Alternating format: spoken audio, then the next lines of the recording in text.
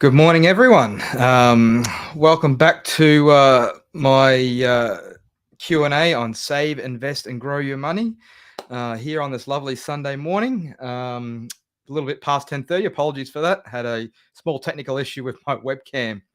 It was working, ready to go. When I went to go live, it was not working anymore. So I don't know what happened with that, but I'm here now. So good to be with you here today.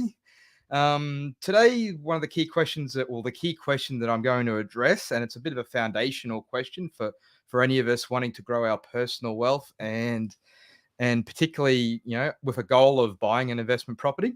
So today's video is on the 5 key steps that, or bulletproof steps, as I like to call them, that I learned and implemented to get myself from debt to buying my first investment property. So the key thing about all of this is if you have this goal, you want to build wealth for your family, you're interested in doing it through buying an investment property, then you've got to set yourself a plan. You've got to learn what that plan is and get those steps in place. You've got to do something different to what you're currently doing because but the thing is what does something different look like? What do you have to do differently than what you're currently doing right now? And it's working out what that plan is, what you need to do, what you need to change, what's the right plan for you. These are all questions that I asked myself. That's where I started from. My goal was I want to build a solid financial future for my family. I want to build my family's wealth. Part of that is buying my first investment property. I'm past that now. I've done that. It's a journey, but if you focus on it, you can get there. Absolutely. But the thing is, I didn't know what the plan was. I didn't know what I should be doing or what steps I should be taking. So I got resourceful and I got researching, and I researched a whole bunch of stuff in regards to what are the right steps to take. Some stuff that I did early on that I wouldn't do now. So I'm not going to share that with you. I'm going to share with you the steps, the right steps, the bulletproof steps to get you to the goal. Now, the most important thing is, so there's 5 steps I'm going to take you through today. So this is step number 1. The most important thing is defining what you want. So it's just like when you're going to go somewhere in your car, you're going out on a trip somewhere, you've got to know where you're going. If you don't know what the end point looks like, you're just going to drive around aimlessly and end up wherever. So I don't think any of us actually do that. Do we ever jump in our car and just go, oh, let's just go for a drive to somewhere and let's do that for a number of hours and see where we end up? I know I've never done that. I would like to hear if anyone has done that. It's an interesting proposition. But the thing is, you've got to define what you want. You've got to set a goal. Okay, what is the goal? And it's about, what you ultimately want to get to. It's not just, oh, I want to get out of debt or I want to buy an investment property. It's why. Why do you want it? Why do you want to do that? Are you merely just interested in this, or are you really committed to getting the goal? So I don't know what the why is for you, but what I can do is share my why to help you with your thinking. So my whole why was I want to develop wealth for my family. I want to develop passive income that would eventually pay for my family's living expenses. And by doing that, that starts to give me some good financial basis and be able to give me more choices of what I want to do with my money and the way I want to live my life. So that's the key thing, is just having more choices in life. And think about it, if you can get to that point where you can pay for your living expenses, then you can just grow that from there. Who knows how far you could go? Who knows what life could look like? You've really got to imagine and envision what you want. But the first goal should be is, hey, let's just create some wealth that pays for our living expenses. Just imagine that every month, all those bills, you don't actually have to worry about it with the income that you get, because you've already got something in the background chugging away, just providing that income where you're not having to put in a whole lot of effort because you've set it up well in the beginning, and that's paying for your living expenses. So that's the key thing. Just work out, what do you really want? What does it mean for you and your family? What are the things? What do you want life to look like? And work towards that. And with all your goals, set little goals to start with. Just smart goals, specific, measurable. A lot of people say attainable, but I like to say accountable, because if you're not accountable to your goals, if you don't speak to someone outside of yourself, usually you won't achieve them. That bit of external pressure always helps achieve your goals. R for realistic, so SMAR for realistic. So if you set a goal that's too big and you don't believe in it, you're not going to go for it. So just set some small goals that you believe you can achieve, and that will get you confidence and you will grow into that space. And you'll get bolder with your goal setting. You'll stretch yourself. You'll get confidence that you can actually achieve some of these goals. And of course, T for timeline. So you've got a goal without a date is merely a dream. You've got to put a date down and something to strive for, something to achieve a goal by. So that's just a little quick thing on goal setting to make sure that you get there. But the key thing is you can't just merely be interested. You've got to get committed to this. You've got to really understand why you want it and get committed and go for it, because it is going to require some change on your part. So anyway, that's the key thing about working out what's the result you want and why you want it. They're the key things in making sure that you follow through on the plan. So the next 4 steps is all about the plan. So I'll just get into that. So the first thing you need to do is just like I shared on the map about the map analogy before, about knowing where you want to go. Well, if you're going to go somewhere, you've also got to know where you're starting from as well. So um, otherwise it's going to be a pretty interesting journey if you don't know where you're starting from, right? So the key thing in regards to step number 2 is understanding your spending. So knowing exactly where you're at. What's your current financial result? Where are your finances actually at? Do you know that? Do you know where they're at? Or are you merely just struggling through and struggling to make it to the end of the month with your money every month, paying bills, living expenses? Who knows where else you might be blowing that money? So there's 2 big parts of understanding your spending. One is understanding your debt. Do you know what debts you have? Do you know how much it's costing you? Things like credit card debt, car loans, personal loans, store credit.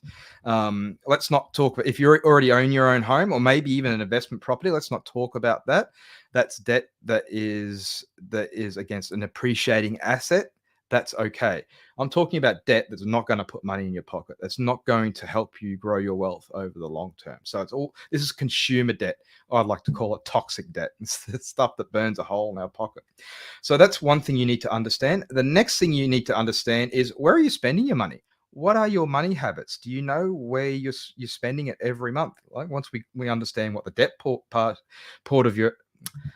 debt portion of your outgoings is, do you know just generally where you're spending your money every month? You know, how much you're spending on food, fuel, things like, you know, subscriptions, all of that sort of stuff. So what you need to do is just analyze your spending and just have a look at that, because some of the key ways to develop savings, which is the next step number 3, is to find all the holes in your bucket.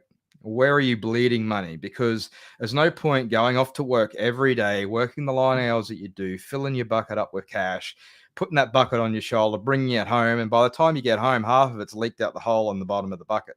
That's just madness. So we've got to find some of those spots where we can plug those holes and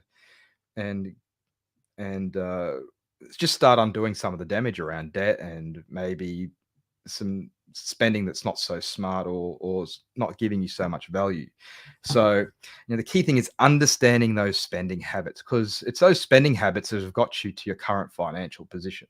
So, you know, and we may have to make a few sacrifices for a season or 2, but if you've got a strong goal and why you want it, then those sacrifices are absolutely going to be worth it. You know, so maybe some of us just need to start living within our means, because I know many of us are certainly not living within our means, and it's easy to do with the marketing machine that's around us on this planet. And, you know, keeping up with the Joneses is another big one, and just merely, you know, our need for instant gratification, and a lot of people do that through their spending habits. So step number 3, I'm moving on to now. So find some savings. Now, the first thing I'll say about savings is the minimum goal we should all have is aiming to save at least 10% of our income every week, fortnight, month, whatever time period you get paid on. Whatever it is, we should be aiming to save 10% of our earnings and get committed to finding a way to do that. All right. So living within your means also finding a way to save 10% every month, at least 10%. If you could go greater than that, awesome, because you're going to supercharge your wealth journey, your wealth growth journey. Now, the easiest way to do this is one, we've got to work out some savings to get you that 10%. And two is set up a direct debit. So as soon as that income comes into your account, it goes straight off to another account, into a savings account that you don't touch, and it builds for you, and it builds and you can build your savings that way. That's a really smart way to do things. Now, with savings, there are some really quick wins that you might be able to get, particularly large savings. So there's some pretty large expenses, living expenses we have annually or monthly, whichever way you pay for them. Things like our insurances, house and contents insurance, car insurance, health insurances. Now, particularly with house and contents and car insurance, if you've got that with different insurance providers, it might worthwhile be investigating getting all of that insurance with the same provider, because many providers give you discount on multiple policies. So really think about that. The other thing about house and contents and car insurance, let's say, is if you haven't actually had a look at it for 2-3 years, maybe even longer, it's probably really worthwhile to go and test the value of your policies, because you might find that you're paying well over the odds for your insurance. You might find that, you might not, but it's a really financially smart thing to do on a regular basis. Minimum 1 year, but at least every 2 or 3 years, to check your insurance premiums, because your insurance provider is just moving those premiums up every year, and you're probably seeing that, but you've got to test it, because different providers are in different parts of their strategies, and they offer better deals at different times. So that could be a really good spot to get a chunk of money towards that 10% by not actually reducing your lifestyle, but just being smarter with the way that you manage your money around your insurance policies. Health insurance is another big one. I would recommend testing that out. And also have a look at the level of health insurance that you're on. So, like, for instance, I think depending on your age and your challenges, you should at least have a medium cover. You probably should consider the high hospital cover. I think that's a really smart thing to do, particularly if your income earners over, I think it's 120K, because if your family's earning more than that, you're going to be paying a Medicare levy towards health insurance anyway. So you might as well just get private health insurance. If you're less than that, you might want to consider just not having the health insurance and going with the public system. That's a personal consideration, but that's something to consider. It may get you some savings, because below, I think it's 120 grand. I'll have to check. Below that is you don't pay that extra 1% Medicare levy as part of your tax considerations. What else is there? Pet insurance. Pet insurance is really expensive. I know when we've got 2 dogs. When our dogs were little puppies, we had pet insurance, because puppies do some crazy stuff, and you like to look after them. They could do something that could cost you a lot. But once they got a couple of years old, they were a little bit more sensible, with the pet insurance being quite expensive. And there are a lot of barriers to actually claiming pet insurance as well, if you want to claim it. We decided just to not go with pet insurance at all and self-insure, so to speak. Now, our dogs are older now. They're 11 years old. We've had to have a couple of surgeries. So you're thinking, wow, that sounds like maybe not such a great decision. But I can tell you this: if I added up all the premiums I would have paid over the last 10 years and what I've actually spent on my dog's health, I'm well and truly ahead of that curve. But that's just a consideration for yourself. That's what I did. I'm not suggesting that you have to do that. You have to feel comfortable about that. Energy bills. So same again, if you haven't checked in on your energy bills for a while, it'd be worthwhile just seeing if you are getting the best deal for you on your energy bills, particularly around power and gas, and combining that with the same provider. I did a video recently on using the Australian government energymadeeasy.com, or it might be .gov.au, but the Energy Made Easy website. And that's a great website put up there by the government to go and check your current energy spending against the plans that are out there, and if you've got the best deal. So once again, change your plan. With all of this stuff, you may get close to 10% just by being smarter with with the way you spend your money around your insurances and your energy costs. So that's a really good thing that you should go and do. I call them the savings quick wins. Now, the other part of savings is what I would call lifestyle savings. Okay, so have a look at all. This comes back to step number 2: analyzing your spending and knowing where you're spending everything, and if you're getting value for money from all of that expenditure. So, the first thing I'll touch on from lifestyle spending, particularly Aussie blokes, they love a punt. Absolutely love a punt. Okay, so my personal opinion on gambling is it's just a waste of money. You're never going to beat the house. Never going to beat the house. I know the stories out there of people are doing it. Well, good luck to them, but they are the exceptions, not the rules. So, if you got gambling apps, I think I know they all say it, set a spending limit. So if you're not doing that, at least do that. But my recommendation would be delete your gambling apps, stop it. Don't gamble. Just don't gamble your financial future away. It's just not worth it. So that's my opinion on gambling. But just look at everything else. Your pay TV streaming subscriptions. Fox. You might have a Fox TV subscription. They're pretty expensive. Do you actually need it? Is it giving you value for money? Could you can it and maybe just have Netflix and Disney Plus or Apple or something like that and be spending $30 a month instead of $130 a month? I don't know if that's what Fox costs, but I know it's quite expensive and it's probably pushing $100 a month. Things around music subscriptions, all your other apps, maybe magazine subscriptions. Just check all of that out. Are you really getting value for money from some of these subscriptions? Maybe you could cancel a couple of things. Things like going on, and the other things like just going on holidays. Can you look for just having a look at better value accommodation options for yourself? Just little things like that. If you're really committed to getting yourself ahead, and if you've got debts, particularly credit card debts, you need to do something different to try and get some extra margin in your money to get past some of these things. So, like I said, it's only for a season or 2 or 3, depending what your situation is. But get back into living within your means, get your financial foundation strong, and then you can start to increase your standard of living again from where you are. Other little savings, like things like I use the Petrol Spy app to see the graph of where fuel is every month.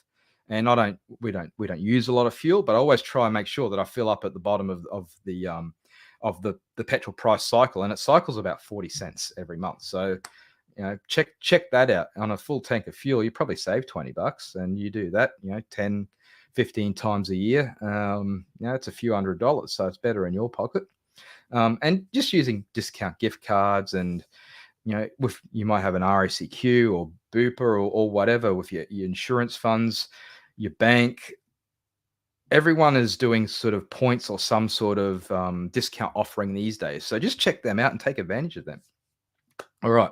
So that's step number 3. So get some savings. Step number 4 that I'm going to talk about is getting yourself organized and getting yourself out of debt. So once we've been through all of this spending analysis and finding ways to save a bit of money, save some extra money, get some margin in your money, as I like to call it, is, now we've found the extra cash, taking those steps to getting you back to black. If you've got those toxic or consumer debts, it's just setting up some buckets. So manage your money a little bit smarter. So determining what your living expenses are, set a bucket up for that. Hive that off. So you've got your living expenses covered every month. Then, we all like to enjoy some comforts and pleasures in life. Decide what that needs to be. There's another bucket there. So, set a budget for that every month. And it might be that you spend small some months, so then you can go on holidays in another month. So you've just got to have a look at that and work that out for you. And, it might be some of those little fun things you might want to carve out, or, TV subscriptions, like I said, stuff like that. That's those extra things that you don't actually need to live, but it makes life a bit more enjoyable. So work out what are maybe some of the things you could carve off there, and just keep that fun bucket small, not too large for now. The other thing is your debt bucket. So like I said, once you work out what all your debts are and working out, okay, how can we start attacking some of these debts, list them from the smallest to the largest, knock the small ones off first, get some wins under your belt, get some confidence, start taking some strong steps towards knocking over that debt. So get your debt bucket set up. So I would recommend your living, sort out your debt, and let's call it future investment bucket as well, because it's going to turn into that. And then your life pleasures. So they're the three key things. Start focusing on those debts and knock them off. Okay. Step number 5, building your buffer and your investment fund. So what we're going to do here, what was your debt bucket? We're not going to go, great, we've knocked over the car loan, we've paid off the credit cards, still using a credit card but paying it off monthly. That's okay. Earn the points, gives you some free flights to holidays down the track. What we're going to do is we're not going to start then just spending that money and increasing our lifestyle because we've knocked over our debts. We're now going to transfer that into building our cash buffer and our investment fund. Now, you might want to, reward yourself because you've got yourself out of debt, and keep yourself out of that consumer debt, and put a little bit more towards your life's pleasures bucket. I think that's okay. It's a personal decision for all of us to make about what that looks like. But you've just got to remember, what's the end goal? What are you trying to achieve? And how quick do you want to get there? So it's all a bit of a balancing act. But the first thing, now we've turned the debt bucket into, I'll call it a buffer, is the next one. All of us should be at least having 3 months living expenses put away in an account, locked away, just sitting there, a cash buffer, at least 3 months. You will be incredibly surprised how liberating that feels when you've done that. That is financial success in itself. So many people do not have a cash buffer at all, let alone 3 months. I like to run between 3 and 6. I play around with that depending what's going on at the time, but 6 is my goal.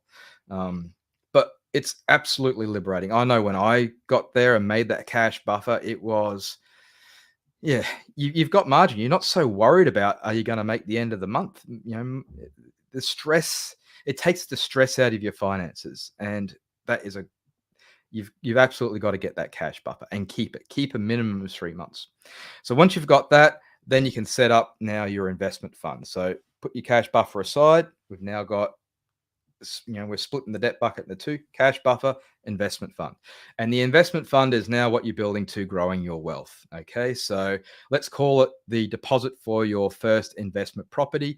You could put it into a managed share fund, something like, I would recommend an index fund like Vanguard that tracks the markets. That's what I did originally. Once I got past my